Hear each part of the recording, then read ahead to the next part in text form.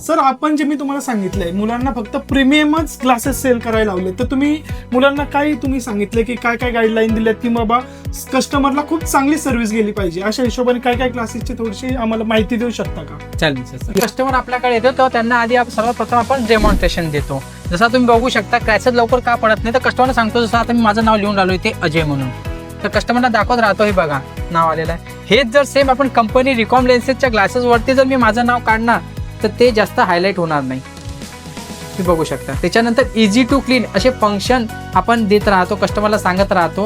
Coating का फाटत नाही की क्रॅचेस लवकर पडण्याचं कारण जे आहे ते सॉफ्टनेस, आपल्या ग्लासेसची सॉफ्टनेस वगैरे काय राहते, सुपर हायड्रोफोबिक काय राहते, पाणी का थांबत नाही, असे फीचर्स त्यांना आपण सांगत राहतो. त्याच्यानंतर त्यांच्याकडे आपण प्राइसिंग लिस्ट देत राहतो आणि त्याच्यात देखील आपण मेन्शन केलेलं आहे की फीचर्स वगैरे काय काय राहतील. सेम फीचर्स जसे की तुम्ही पाहू शकता इको म्हणून ब्रँड कुठले आहे, त्याचे फीचर्स काय, त्याच्यानंतर फ्लॅश, नाईट ड्राईव्ह, अशी सर्व प्रकारची माहिती कंपनीच्या बुकलेटमध्ये कस्टमरना आम्ही दाखवत राहतो. आता तुम्ही पाहू शकता सर, 2 महिन्या पहिले एका कस्टमरनी बाहेरून एक चष्मा बनवला.